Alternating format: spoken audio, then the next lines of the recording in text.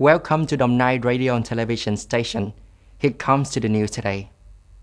To reduce lending interest rates and take measures to remove difficulties for the economy and support growth recovery under the direction of the Prime Minister, from April 3rd, the State Bank will reduce from 0.3 to 0.5 per year of the operating interest rates.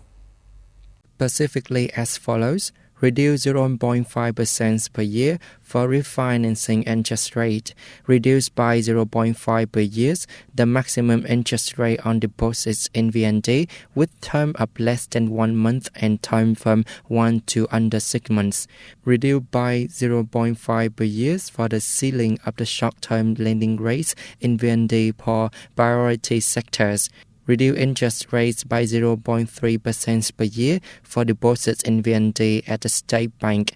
According to the State Bank of Vietnam, continuing to reduce the above mentioned administrative interest rates is a flexible solution that is suitable with the current market conditions to realize the goal of recovering economic growth, thereby continuing to determine towards reducing market interest rates, contributing to removing difficulties for businesses and the economy.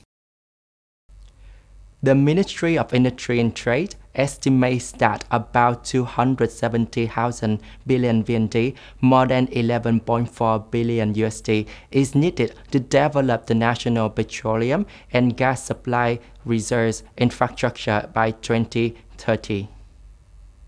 According to the Ministry of Industry and Trade, the storage system of the liquefied petroleum gas (LPG) is quite limited, with 10 warehouses with a capacity of the 10,000 cubic meter or more. As the reserve petroleum products, they still have to be disposed at the enterprises warehouse with a relative small amount of finished products. Total petroleum reserves are about 65 days of net imports. According to the Ministry of Industry and Trade, Vietnam plans to increase its reserves of the crude oil and petroleum products to 55 to 80 days of net imports to 2030 and 90 days of the net imports to 2050. Gas reserve reaches a minimum of 15 days of consumption. The ministry estimates that the total investment and development of the national petroleum and gas reserve infrastructure system by 2030 is about 270,000 billion VND, equivalent to over 11.4 billion USD. In Sơn Lộc District, National Shooting Range Area 3 organized democratic dialogue with officers and professional soldiers and agencies and units.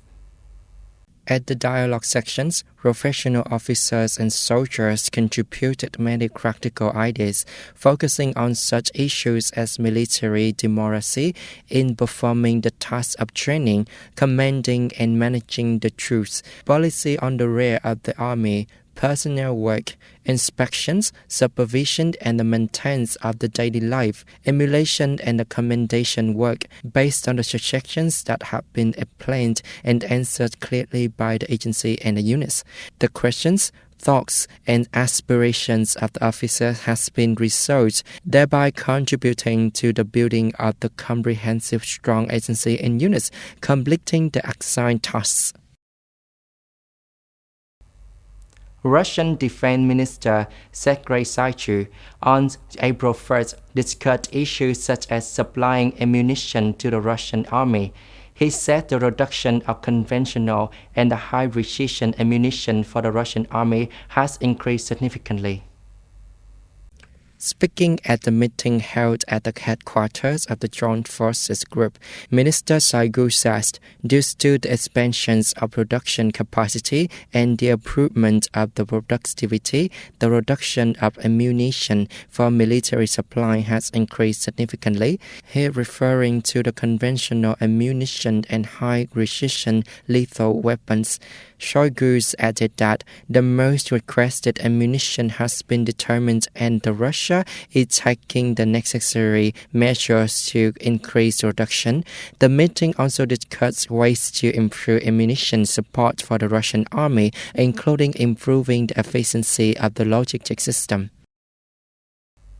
Taiwanese resident Tsai Ing-wen arrived in Guatemala on a visit aimed at strengthening relations with the alliance.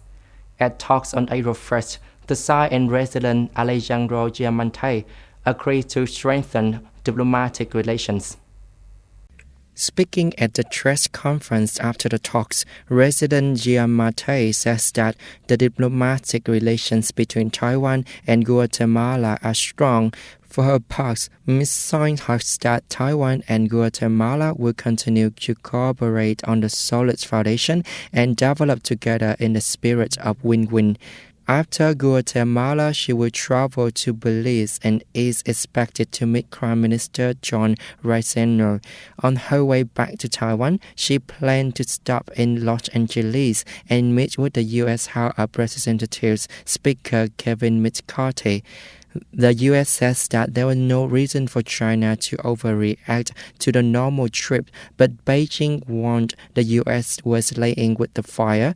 The Tsai's visit to the Central America comes after Honduras became the latest country to cut diplomatic ties with Taipei in favor of China. This is the end of our news today. Thanks for watching. Have a good time. Goodbye.